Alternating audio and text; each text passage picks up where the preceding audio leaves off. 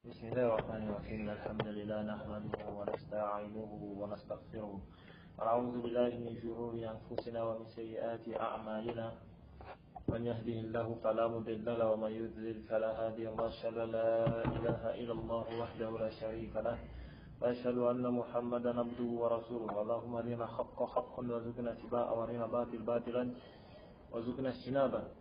Tous les louanges appartiennent à Allah, le Seigneur de l'univers. Nous le louons, nous implorons son secours et son pardon. Nous cherchons refuge auprès d'Allah contre les effets négatifs de nos âmes et de nos mauvaises actions. Celui qu'Allah a guidé, nul ne peut l'égarer. Et celui qu'Allah a égaré, personne ne peut le guider. Alors, alhamdulillah, aujourd'hui, nous allons commencer dans le deuxième cours de notre série. Ar-Rihlatu ila Dari al-Akhirah, c'est-à-dire le voyage vers l'au-delà. Dans le premier cours, alhamdulillah, nous avons parlé de plusieurs choses. As-Sakratul Maut. As-Sakratul Maut, c'est-à-dire les enfants de la mort. Nous avons parlé de cela. Sakratul Maut. Nous avons détaillé comment ça se passe du moment où il est en train de mourir jusqu'à ce que son âme sort de son corps. Alors, nous allons commencer le cours numéro 2 de cette série. Alors, nous avons donc intitulé cela Aqabdu Ruhi wa Su'uduha, c'est-à-dire la saisie de l'âme et son ascension. D'accord? Alors, frères et sœurs bien-aimés, Allah, assalamu alaikum wa rahmatullahi wa barakatuh. Dans notre premier cours, nous avons vu les sakratul maut, c'est-à-dire l'agonie, l'arrachement, ou la douceur de l'extraction de l'âme selon l'état du mourant. Et nous nous sommes arrêtés à un moment précis pour l'âme et le corps. Aujourd'hui, nous allons suivre dans ce voyage extraordinaire qui commence. Où va l'âme après avoir quitté le corps? Que se passe-t-il dans les instants, les minutes, les heures qui suivent la mort? Qui la porte? Devant qui est-elle présentée? Les cieux s'ouvrent-ils pour elle? Où se ferme-t-il? Ces questions ne sont pas de la philosophie spéculative. Elles ont des réponses précises dans le Coran et dans la Sunna authentique. La source principale de ce cours est le grand hadith de Al-Bara ibn Azib, l'un des hadiths les plus détaillés et les plus précieux sur les étapes de l'au-delà, authentifié par le Cheikh Al-Albani rahimahullah dans As-Silsila As-Sahiha. Alors, préparons dans nos cœurs ce que nous allons entendre aujourd'hui, bismillah, devrait changer notre rapport à chaque journée qui nous reste. Alors, l'âme dans les mains des anges, Ar-Ruhi Aydil Malaika. Alors, dès que l'âme sort du corps, il est immédiatement reçu par les anges présents. Dans le cas du croyant, le hadith d'Al-Bara nous décrit فَتَخْرُجُ تَسِيلُ كَمَا تَسِيلُ الْقَطَرَةُ مِنْ فِي السِّقَاءِ فَتَأْخُذُهَا فَإِذَا أَخَذَهَا لَمْ يَدْعُوهَا فِي يَدِهِ طَرْفَةَ عَيْنٍ حَتَّى يَأْخُذُوهَا فيجعلوها في تلك الكفن وفي ذلك الخمور ويخرج منها كأطيب نفحة مسك وجدت على وجه الأرض. Alors, elle sort dans l'âme du croyant, elle sort roulant comme une goutte d'une outre. Et l'ange de la mort la saisit. Dès qu'il la saisit, les anges ne la laissent pas entre sa main. Donc, ne la laissent pas dans sa main. Le temps, ne la laisse dans sa main que le temps du battement d'un cil, un clin d'œil. Ils la prennent et la placent dans un linceul avec des aromates du paradis. Et il s'en dégage un parfum semblable à la plus belle fragrance du musc que l'on n'ait jamais trouvé à la surface de la terre. Mes frères, arrêtons-nous sur cette image. L'âme du croyant sort avec douceur. Et à peine l'ange de la mort la saisit, que les anges accompagnateurs se précipitent pour l'envelopper avec soin dans un linceul du paradis et les aromates célestes. Il ne s'écoule même pas le temps d'un battement d'œil entre ce moment où l'ange de la mort le saisit et la réaction des anges. Et de cette âme, juste de cette âme-là, se dégage un parfum que le hadith décrit comme étant la plus belle fragrance de musc jamais connue à la surface de la terre. L'âme qui s'est purifiée par l'adoration d'Allah, par les ablutions, par les jeûnes, par la sincérité, cette âme porte en elle une lumière et une pureté qui se manifeste même dans son odeur. À l'inverse, l'âme impure, dans le hadith, on me dit وَيَخْرُجُ مِنْهَا كَأَنْتَنِ رِيحٍ جِيفَةٍ وُجِدَتْ عَلَى وَجْهِ الْأَرْضِ. Quant à l'âme impure, le mécréant, il s'en dégage une odeur semblable à la plus putride, des charognes que l'on n'a jamais trouvé à la surface de la terre. Par exemple, le cadavre qui a pourri en putréfaction. Subhanallah. La réalité intérieure de l'âme se révèle à cet instant. Et il n'y a plus de masque, plus d'apparence, plus de réputation sociale, seulement ce qu'on a vécu avec Allah. Ensuite, donc, Su'ud et la Sama'i Dunya, l'ascension vers le premier ciel. Avec l'âme, dans le linceul du paradis, les anges entament leur ascension. Le hadith d'Al-Bara continue.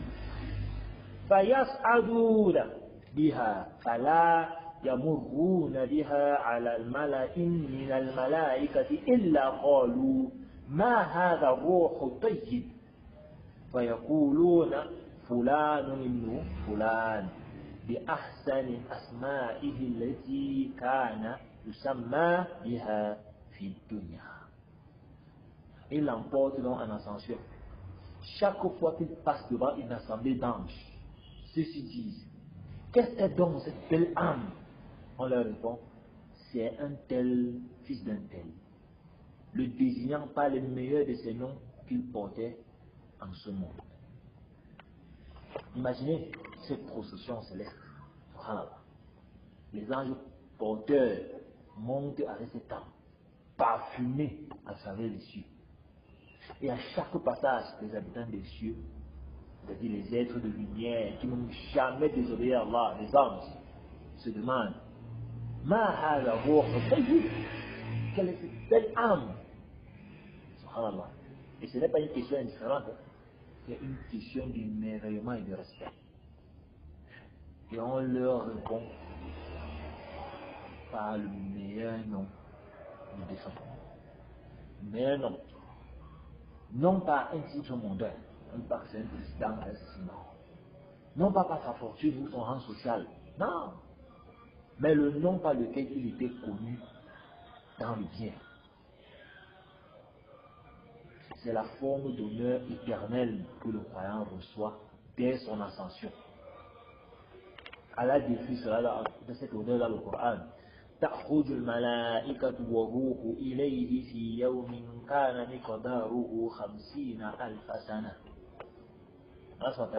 Les anges et l'esprit montent vers lui en un jour dont la mesure est de 50 000 ans. Et dans la soirée du Zumar, Allah nous donne une indication sur ce voyage vertical de l'âme entre la veille et le sommeil, qui préfigure le grand voyage après la mort. Allah dit: Allahu yatawaffa al-anfusa hina mawtiha wallati lam tamut fi manaliha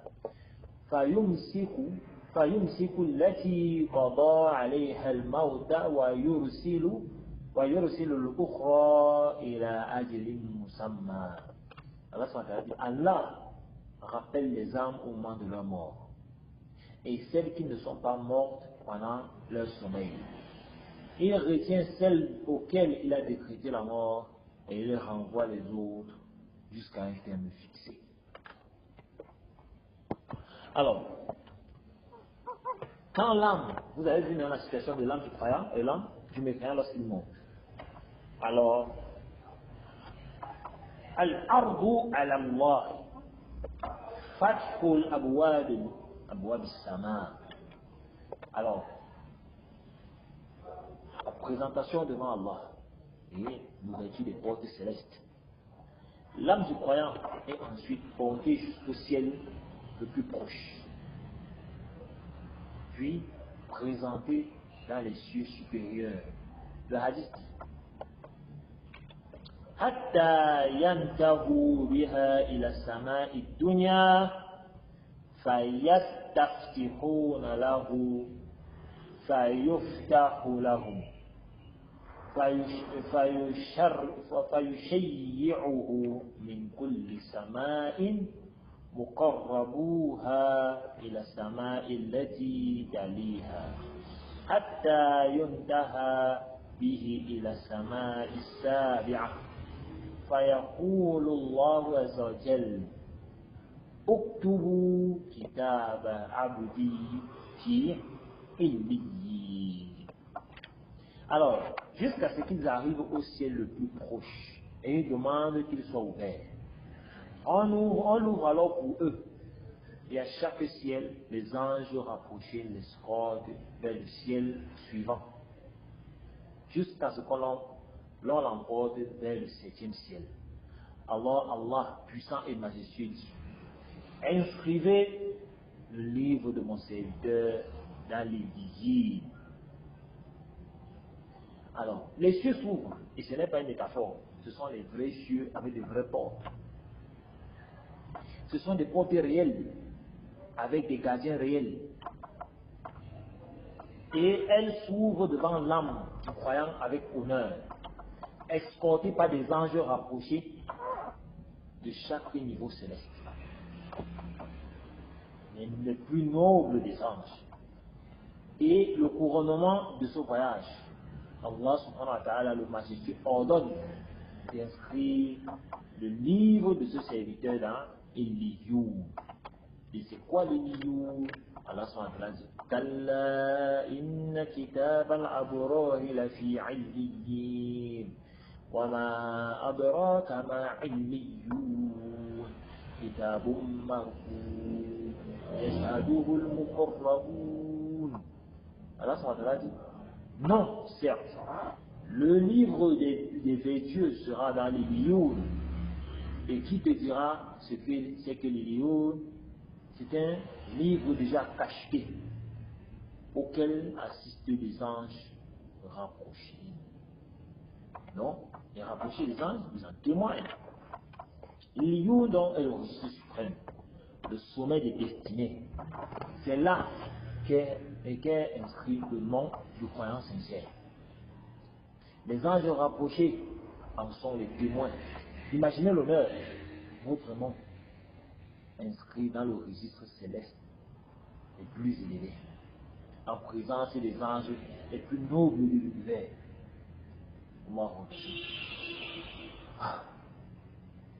Imaginez ça.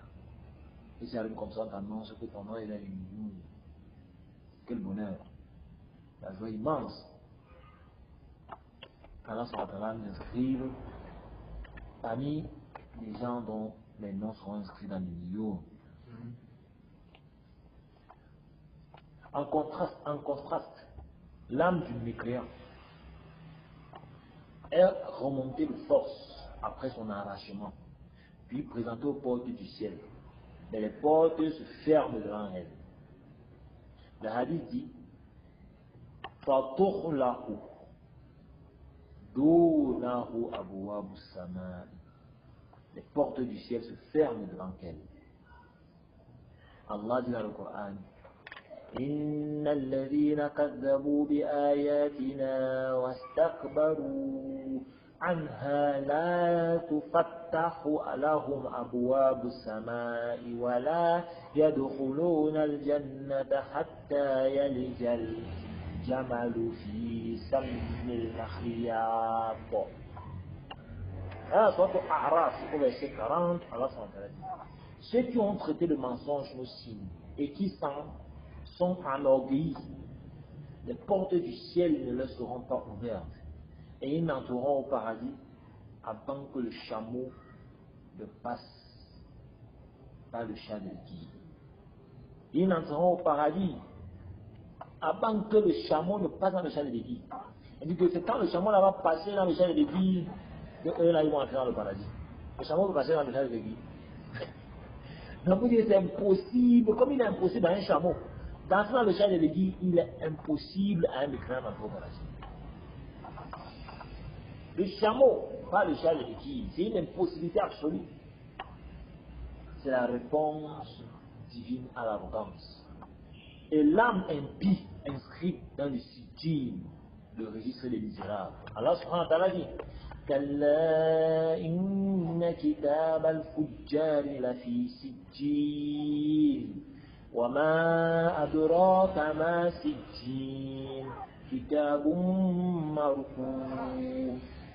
Allah dit, et non, certes, le livre des libertins sera dans le sijil. Et qui te dira ce que c'est que le sijil? Un livre déjà cacheté.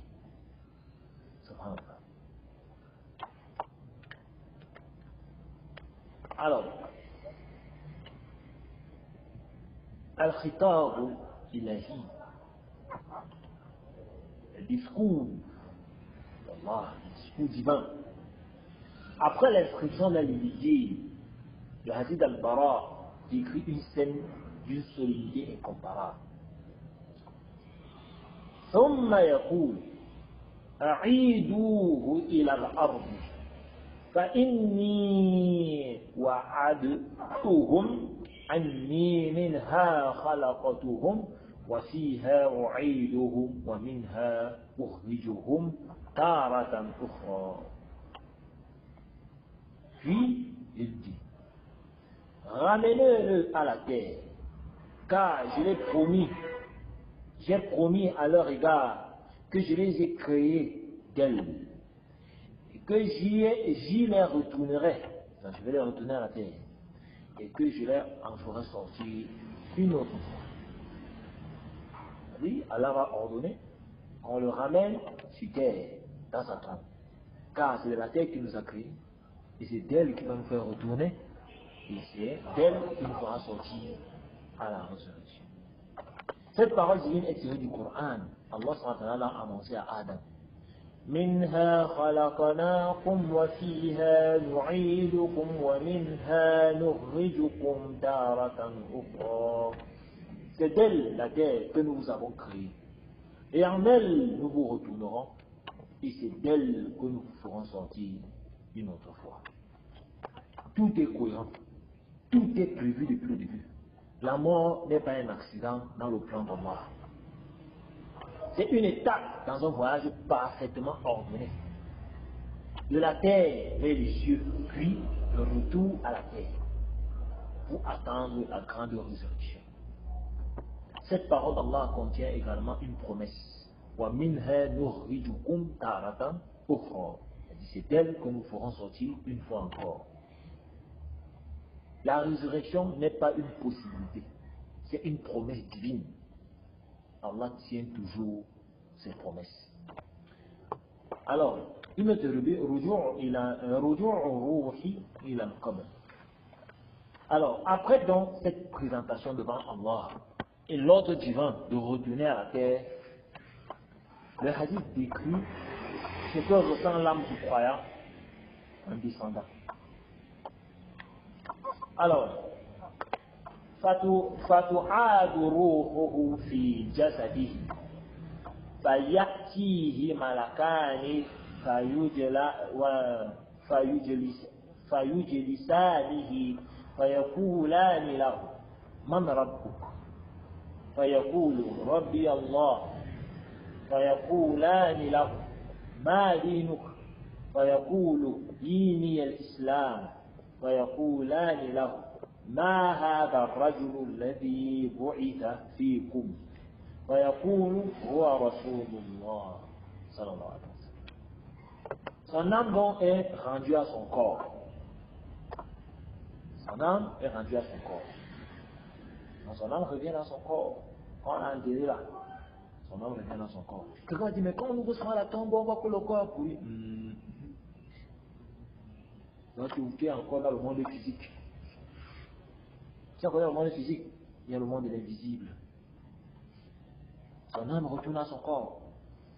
2 anges viennent à lui font asseoir et lui demandent, qui est ton Seigneur? Il répond, mon Seigneur est Allah. Il demande, quelle est ta religion? Il répond, ma religion est l'islam. Contrairement au Koufar qui dit que non, la religion ne sauve pas l'âme. Alors il demande, qui est cet homme qui a été envoyé parmi vous? Il répond, c'est le messager d'Allah. Nous entrons ici dans l'étape suivante du voyage, l'interrogation dans la tombe, que nous développerons en détail, Inch'Allah, dans le prochain cours. Mais notons bien maintenant quelque chose d'important. L'âme est renvoyée dans le corps pour cet interrogatoire. Ce n'est pas une simple interrogation de l'âme, c'est l'être entier, c'est-à-dire le corps et l'âme, qui sont concernés ici. Le corps et l'âme, ce sont les deux qui sont concernés. Le croyant a vécu selon l'islam. Et s'il a vécu selon l'islam avec assurance, avec sincérité et avec sérénité, car ce qu'il dit dans la tombe là n'est que la continuation de ce qu'il a vécu. Ce n'est pas un examen dont on peut bachoter au dernier moment. Tu as mémorisé, tu as vécu, tu as écrit seulement là. Non, c'est toute ta vie, comment tu as vécu. C'est le reflet de toute ta vie que tu réponds ce jour. Et c'est ici que se comprend la parole d'Allah lorsqu'il dit يثبت الله الذين آمنوا بالقول الثابت في الحياة الدنيا وفي الآخرة. Lorsque Allah SWT dit à Sourate Ibrahim, verset 27, Allah a affermi ceux qui croient par une parole ferme dans la vie présente et dans l'au-delà. La fermeté dans la tombe est un don d'Allah SWT accordé à celui qui a affermi sa foi en ce monde. Alors, هذا الشهيد والبعض المؤمنين. Alors, avant de conclure ce cours, il est important d'aborder un cas particulier qui soulève souvent des questions. L'âme du croyant, des croyants, d'accord, et l'âme du martyr. C'est-à-dire, on a des croyants d'exception, et on a des martyrs. Allah dit à leur sujet, ولا تحسبن الذين قتلوا في سبيل الله أمواتا بل أحياء عند ربهم يرزقون فرحين بما آتاهم الله من فضله ويستبشرون بالذين لم يلحقوا بهم من خلفهم. Allah SWT dit dans la sourate Al-Imran, au verset 169 à 170, il dit, ne pense pas que ceux qui ont été tués dans le sentier d'Allah soient morts. Ils sont vivants auprès de leur Seigneur et bien pourvus.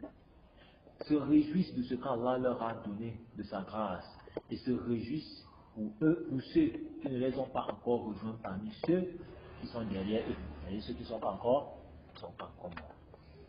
Les âmes des martyrs jouissent d'un statut exceptionnel dans le barzakh. La période entre la mort et la résurrection.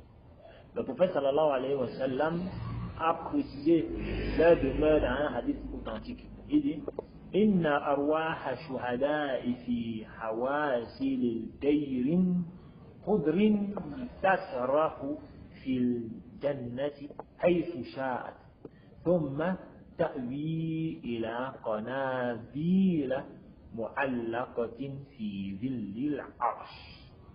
Allah dit, le prophète dit, les âmes des martyrs sont dans les jaloux des oiseaux verts. Ils se promènent librement au paradis, où elles veulent, puis reviennent se nicher dans les lanternes suspendues à l'ombre du trône. À l'ombre du trône. Ce hadith est apporté par Muslim au numéro 1887 et apporté par Bidaoud au numéro 2522. Subhanallah. Ça c'est les âmes des martyrs. Allah nous inscrit parmi les martyrs. Alors, on va donc synthétiser les trois types d'âmes dans le barzakh. Les savants ont synthétisé dans la partie des textes trois catégories d'âmes après la mort. Les martyrs, ils sont dans les oiseaux verts du paradis, se promènent librement à l'ombre du trône. Deuxième, les croyants vertueux, ordinaires, ils sont dans le barzakh, bénéficiant des délices de la tombe, leurs âmes sont inscrits dans le nom de leurs âmes, sont inscrits dans l'Iliyoun. Et nous avons Arwahul Kafiri wal Munafiqin, les âmes des mécréants et des hypocrites. Dans le barzakh, ils subissent le supplice de la tombe et leurs âmes sont dans les sujets. Alors, il faut noter ici que les savants, comme l'imam Ibn Qayyim ont expliqué, dans son livre Avour, que l'âme du croyant se trouve à l'Ibiyi, mais que sa connexion avec le corps dans la tombe subsiste.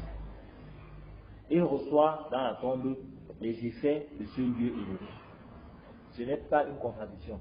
L'âme a une nature subtile qui échappe aux limitations spatiales que nous connaissons dans ce monde matériel. La question qu'on pose est, est-ce que l'âme connaît ce qui se passe parmi les vivants? Si un père connaît ce qui se passe avec ses enfants, et sa femme et ça. Alors, une question que beaucoup posent, avec une intention sincère, les défunts voient-ils ce qui se passe parmi nous? Peuvent-ils entendre nos prières pour eux?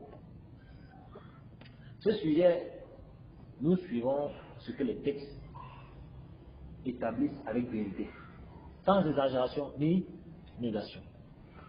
Alors, ce qui est établi, c'est que l'âme du défunt peut entendre les salutations de ceux qui lui passent à côté, donc de ceux qui passent à côté de sa tombe.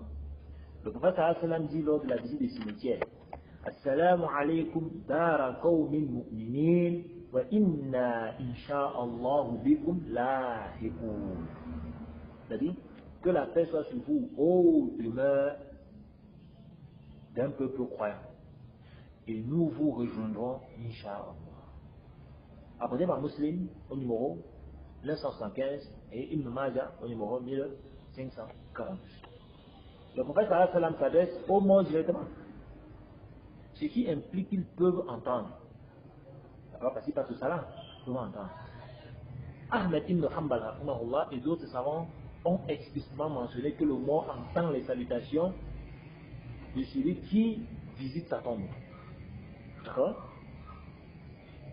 Ce qui n'est pas établi, en revanche, l'idée que le mort voit tout ce que nous faisons en permanence, qu'il intervient dans nos affaires, ou qu'il peut leur demander de l'aide, ça là, on n'a aucun texte qui certifie ça. Tout cela n'est pas fondé sur les textes authentiques. Et tombe même dans la porte du shirk, si l'on s'y adonne.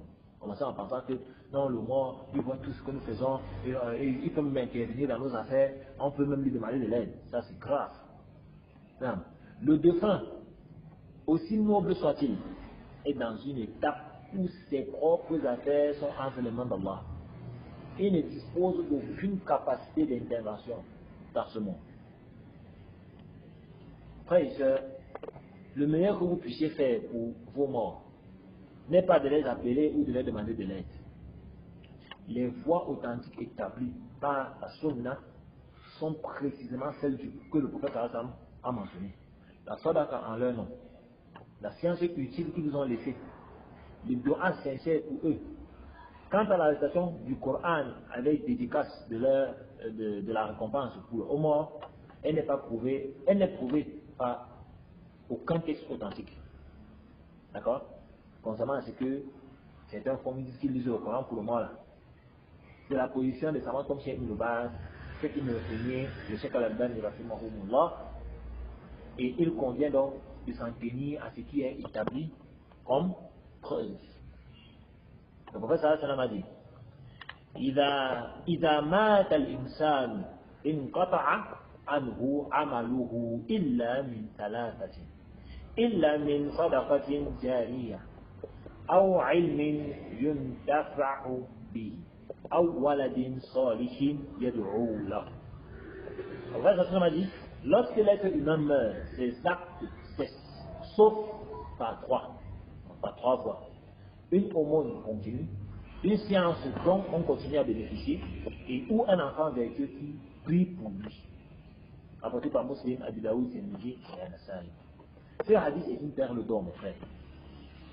Il nous dit que deux choses simultanément. La première, le défunt peut recevoir les bénéfices après sa mort. Deuxième, notre doua pour lui est utile. Non, pardon, ça c'est la première. Il reçoit les bénéfices après sa mort. Donc on peut invoquer Allah pour lui.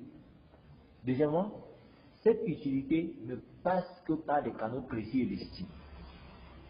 La sagesse islamique est toujours dans cette balance entre l'espoir et la clarté.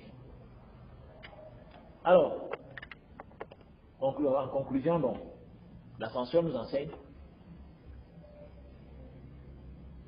premièrement, l'âme n'est pas abandonnée après sa mort, après la mort. Elle est prise en charge avec une précision divine absolue. Pour le croyant, c'est une prise en charge honorable, parfumée, escortée, inscrite dans les plus hauts registres. Deuxièmement, la réalité de l'âme se révèle pleinement après la mort. Le parfum du musc ou l'odeur de la charogne pour le mécréant. Du musc pour le croyant, l'odeur du cadavre pour le mécréant. Il n'y a plus de dissimulation possible. Ce que nous sommes réellement, dans nos cœurs, dans nos pratiques, dans notre sincérité envers Allah se manifeste alors dans toute sa vérité.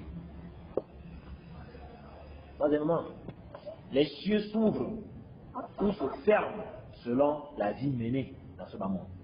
Cette image puissante doit nous habiter. Chaque jour que nous menons dans l'obéissance d'Allah est une porte du ciel qui s'en trouve. Chaque jour dans la désobéissance est une porte qui se ferme. Quatrièmement, le voyage de l'âme est un cycle parfaitement prévu. De la terre vers les cieux, retour à la terre, puis sortie finale à la résurrection. Nous sommes dans ce cycle. La question est, quelle est notre place dans ce cycle? Quelle sera notre âme, parfumée ou nauséabonde, honorée ou rejetée? Le prophète sallallahu alayhi wa sallam conclut la description de l'ascension du croyant avec ces mots que nous devons graver dans nos mémoires. فيقول النبي صلى الله عليه وسلم وذلك قوله تعالى يثبت الله الذين آمنوا بالقول الثابت في الحياة الدنيا وفي الآخرة. Allah subhanahu wa ta'ala dit, le prophète sallallahu alayhi wa sallam dit, et c'est le sens de la parole d'Allah subhanahu wa ta'ala lorsqu'il dit Allah raffermit ceux qui ont cru par une parole ferme dans la vie présente et dans l'au-delà. Ça c'est dans la sourate Ibrahim verset 27. Donc le prophète sallallahu alayhi wa sallam lui-même nous a donné la clé de la compréhension. La fermeté dans la tombe, lors des questions de sens, est le fruit de la fermeté dans ce bas monde. يثبت الله الذين آمنوا. Allah a fermé ceux qui croient. Donc ce n'est pas de notre propre force, non. C'est Allah qui nous raffermit si nous lui avons été fidèles. Allah nous raffermit à notre tombe. Que cette leçon donc nous pousse à vivre avec plus de conscience, plus de sincérité, plus d'amour pour Allah et son messager, afin que le jour venu, nos âmes soient parmi celles qui s'élèvent avec honneur, parfumées, escortées vers Eliou. Inch'Allah, dans le prochain cours, nous aborderons l'étape la plus redoutée du barzakh, l'interrogation dans la tombe par Nakir et Munkar. Les trois questions, la différence entre la réponse du croyant et celle de l'hypocrite. Ce que nous pouvons faire aujourd'hui pour nous préparer. Pour nous y préparer. Voilà, nous inscrivons donc parmi les gens de l'Eliou et nous préserve de Sidji. Donc voilà, en ce qui concerne donc, le deuxième cours concernant cette série du voyage vers l'au-delà. Non, il y a quelque chose. Donc c'est lorsque l'âme est du croyant ou du croyant, dès que l'âme sort, il y a les âmes qui sont autour de lui, qui transportent d'abord jusqu'au sol. Avant que ça rentre dans la tombe, encore une fois. Non. Ce n'est pas directement comme une... Non. Quand il meurt, son âme est d'abord mis dans un linceul. S'il fait partie des gens du paradis, il y a un linceul parfumé qui est autour avec des aromates célestes. Ensuite, il est transporté. Si c'est un mécréant, il est dans un linceul nauséabond avec la plus mauvaise odeur, les parfums et tout. Et il est encore transporté vers les cieux. Maintenant, quand ils ont fini le voyage, le parcours vers le ciel, ils sont ramenés sur terre, c'est-à-dire dans leur tombe. D'accord? On les ramène dans leur corps pour qu'ils soient interrogés. Non. Donc, l'âme retourne lorsqu'on a enterré la personne. Concernant les gens dont on regarde l'enterrement, quand il y a parfois personne, il est même mort avec ses millions de nous on retarde son enterrement et tout. Mais la concernant ceux dont on a retardé l'enterrement, alors voilà. Mais je me dis, puisqu'Allah Allah son enterrement dit